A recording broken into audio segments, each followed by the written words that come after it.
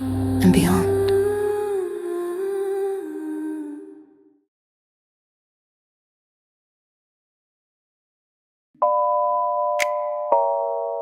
Angelic Orbs.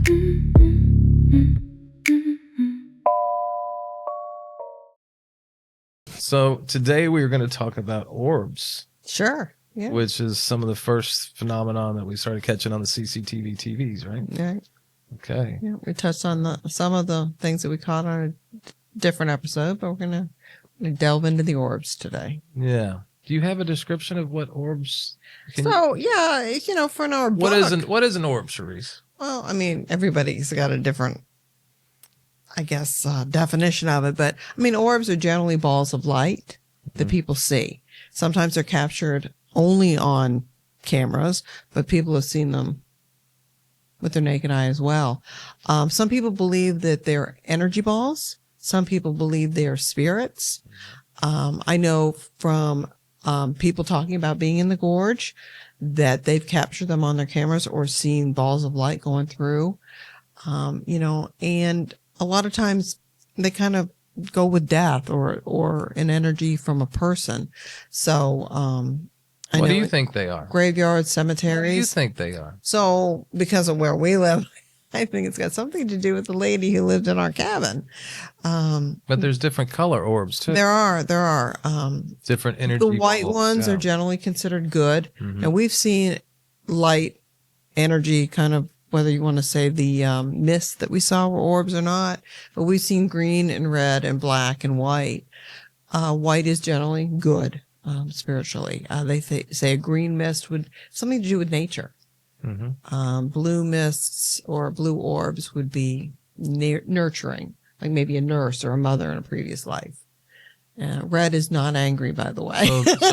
So Do you remember that? So they can be basically good energies of light, or Good energies. mostly good, right? I mean, there's not a lot of bad orbs flying. No, I don't think so. I don't think there's a lot of If bad it's an orb orbs. flying around. It's But actually, so here it is in my book. Red orbs are thought to be warm and protective spirits. So one might think red would be angry, but it's not. Is it your book or my book? Well, I'm sorry, it's your book. I just helped with the editing. Sorry, Oh my goodness! But he co-wrote it with you. There you go. I did. I helped co-wrote, but there's throughout the gorge we've seen all kinds of signs where hikers and campers and rock climbers have fallen to their demise. Yeah. And a lot of times they'll capture orbs in photographs near those areas. So Yeah. I believe they're attached to something. I think your words always believe that all of our energy in this world has to go somewhere. So that Ends could up be- in a small ball of light flying. it just through the might. woods. Wow. It just might. Well, I know that when I started shooting photos early on at the cabin, I started capturing what I would call orbs. Definitely. The first one was with the owl in the tree. That there's shots taken in order, and the ones prior to don't show an orb. One frame shows a ball of white light sitting next to an owl in a tree. That's really a cool shot. So I was kind of like, oh, wow, what can this be? So we started looking into orbs. Again, another strange phone call. Charisse, you won't believe what I just seen. This white ball of light hanging in a tree with an owl. Those are the worst calls to make to your wife. But then the next one was we started putting up deer cams because we wanted to make sure, we captured everything we could with the wildlife. Sure. And then the wildlife is basically looking at the orb on the photo that we caught. Yeah, the you deer see cam. the deer looking and like following the orb with the sequential photos, which was pretty cool. Yeah. It showed they could see it. So it's a white ball of light in most of these instances. I mean, well, and we did some research too. I mean, we looked at them. We tried to debunk whether it was a bug or dust particles and things like that. We feel pretty confident what was an orb. Yeah, let's just clarify right now. We are the king of the debunkers. So everything that we've shared with you has been bona fide and certified as real, and not a speck of dust or a bug flying through or anything that we can't put our fingers on to identify. No, because the movements have been very methodical. Yeah. Yeah. no. And the one that that was featured on the show, Terror in the Woods Haunted Cabin, later called These Woods Are Haunted, was actually caught on our cameras as we were sitting in Louisville So in our living room. we were together for a change. Yeah, that was nice. It was. That you and I are together during something weird. Right. It was about a Instead of you year. getting a phone call and you know. tell me you believe I believe. But it was about a year after we had the cabin, and we were sitting in our living room in Louisville, and both of our phones went off telling us there was motion at the cabin. Yeah. So we had to, turn it on to see what it was, expecting to see a break in or something. I don't know what we thought we'd see, but we thought we'd see something big. There were so many notifications going off. I was like, man, something's going on. Let's take a look at it. And as we checked it out on our iPhones, you could see a white ball of light emanating out of the ground, morphing into like up and down. And then it just kind of hovered and hanged. And then it started moving slowly down the driveway, and it was a methodical motion. It wasn't, Definitely. this was an organized hover orb. It was like a hovercraft. It was. That's what I was going to call it. Hovercraft orb that actually turned and looked at the cabin as it morphed into what we describe as angelic wings. We nicknamed it the Angelic Orb because of the wings that look so similar to an angel. Yeah. I mean, it's angel wings. And So to be clear, this was at night. Yeah, this was about 11 o'clock at night. And so, there's no light. So, and birds, all kinds of people told us. When somebody said they thought it was a hummingbird, who, by the way, don't fly at night like that. and they don't emanate so much light that they're turning off the solar lights when they went over them. Yeah, that was the point about it being at night. So this thing comes out of the ground, it bounces around a little bit, and then it starts to glide down the driveway. It turns and looks at the cabin, morphs in these angel wings, and then zips out of frame in a split second. Within a nanosecond, this thing whoosh, just rips out of it. But as it was flying around, you were noticing that it's dimming some of the solar lights that are in the ground. So that shows us how much energy was in these orbs, man. And generally, your security systems are supposed to be picking up things of a certain weight or height. And so it's very strange that it pulled this up. So it had to be energy, and it had to be heat. It'd have to be emulating like the sun to put the solar lights off in the middle of the night. So that was absolutely incredible, and one of the most I would say profound pieces of evidence that we have that these orbs exist. We did capture orbs in our attic too. Remember when I first got there? I was trying to shoot the attic to see what it looked like, and there's orbs all over the attic. Of course, some dust could be up there, and I'm trying to give that credibility, but not everything I saw was a dust particle. Well, I think the funniest thing about the angel orb, though, is we were watching it and trying to tape it because, again, we've lost things electronically at the cabin. Yeah, we did lose the first couple clips. Yeah. That you teased about us sending that into some ghost show and maybe getting on it someday, and eventually we ended up in that family of networks on television. I did. You manifested that. I did. We ended up. Can I say his name? I mean. I told him we were going to contact Zach Bagans and show him our evidence. And then within 2 years, we were on the Discovery Network, and as the Terror in the Woods evolved, it's just unbelievable. We still need to get in touch with Zach. Just saying. But I actually made friends with one of the great things about the community we live in. It's small, but the people there are quality. And one of the most quality guys that we've met was Ryan Brooks, who now is the chief of police for Estill County.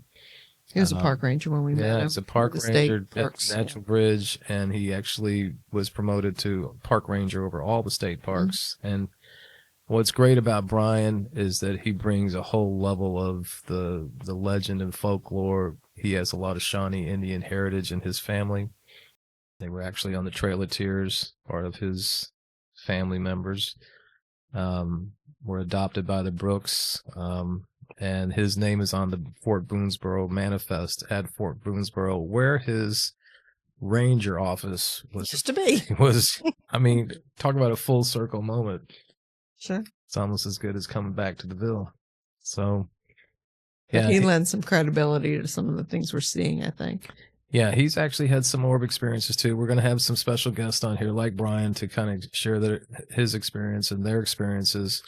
And that is going to be a game changer when he, brings all this credibility and folklore to life as he's chasing orbs up these trails towards Natural Bridge. I'm going to let him tell that story. Tune in and turn on for that one. That's going to be awesome.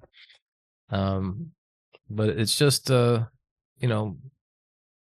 one of those mysteries that we can't explain that show up continuously. Another orb story that I'll share real quick. Remember New Year's Eve? Stroke of midnight, getting ready to kiss you. That was us. That was us, yes. That was what, 3 years ago? Yeah. 3 years ago on New Year's Eve midnight, we were getting ready to actually kiss right at Watch the ball drop, watching all New York City stuff. Watching the ball drop, getting ready to bring in the new year with a good luck kiss. And I stopped because I saw something on the monitor. Yeah. She's like, what's that dancing around on the monitor? I'm like, yeah, don't you want to kiss? I'm like, no. She's like, this is crazy. So it was a white ball of light dancing around across our across the driveway. Across the driveway in the woods. It was doing some weird stuff, so I told her I'm going to go out there with my flashlight and make sure it's not a human being. Right. It was definitely not a human being. This is a white ball of light that morphed into 2 or 3. It split itself and stayed in this one area. And then when I got close to it, it vanished. Disappeared, yeah. And you can't, in the woods at night, you can hear anything that moves, and there was no motion, no movement. There was no people. There was no flashlight. I went over there with a flashlight to try to emulate it. It was not the same. And that's going to be some interesting footage to check out too. Yeah, so we captured that on the monitor. So it's like 4 or 5 different orbs, that just hang around with us. And plus the ones that are on the tree cam. That's one of the best ones ever. Those things float through and just hang out, and they do motion that, goes up and then it comes down and it goes across and you can track it. Mm-hmm. I mean, just really compelling stuff. So actually, we had another friend see one on Christmas night. Oh yeah, Hirsch. At our cabin. Hirsch We were sitting around the fire pit. Was that Christmas night? It was Christmas night, about the year before we captured the one on camera. But he saw it with his naked eye in our backyard. Yeah, we're gonna have to have Stacy and Hirsch on too to tell their story, because Hirsch is a big 6'3" guy that gentle giant. Yeah, gentle giant, and solid as a rock as a human being. And when he stands up and says, "What the hell was that?" You pay attention, and he saw a white ball of light fly through our woods while our back was to the woods. He was facing the woods, and he just freaked out one night. Yeah, Christmas Eve, Christmas night. I think you audio taped his freak out even. Yeah. You guys went down to look for it, but it was a little bit bigger than a softball, right? Grapefruit size or something. He saw just go through the tree line. Mm-hmm. Okay. And it just kind of went quickly for like 10 feet. Sounds like our buddy's back. And it was in the same plane beneath the rain fly and the hammock. So it was in that 3-foot spot right there. Interesting. And it went for 10 feet. Mm-hmm. It popped up right about there. Above the hammock. And then went behind that tree, and then this big tree. And then I saw it in front of that tree, and then it disappeared right there. Yeah. And that's 15, 20 feet off the ground from where those trees are rooted. That was really weird. Did you hear any? Yeah. No, there was no sound. I mean, it was. Look. I thought I was hallucinating. Yeah, your face, you were just like, dude, what? Yeah. He said, "Did you see that?" I'm like, "What are you talking about?" Yeah. I thought he was joshing in the beginning. I'm like, "What is That was weird. That's amazing, bro." Weird. Very, very weird. Hirsch's first paranormal experience at the cabin, man. Stacy had hers just last time. She was here too. Every time you guys come, it's magic. But it was back there behind those trees right there. Behind those trees, but in front of this one over here. And it went whoop and then gone. No reflection. There's no traffic. There's no, satellites flying around. There was, this was just a straight ball of light through the woods.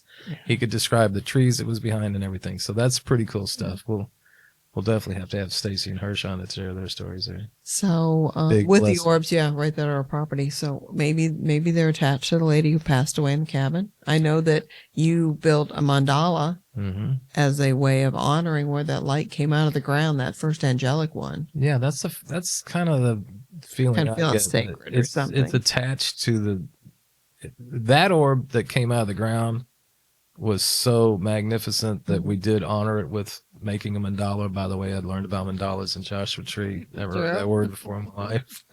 Now I'm building one at the cabin. but that one was special. And, you know, what else can I say? I don't even know. No. But it just makes it feel like there's so much energy around the cabin. Yeah, that's it. I think that orb is attached to the cabin. It feels like because of the way that it turned and looked at the cabin and hovered. I know it felt like it was surveying the land a little bit. Yeah. Like, Kinda weird. What are these guys doing? Putting all these solar lights up here. Let's just go play with those. And they did. Thanks for tuning in and turning on to Paranormal Ville. We're excited to be sharing with you the life in a haunted cabin and mysteries in the Red River Gorge and beyond.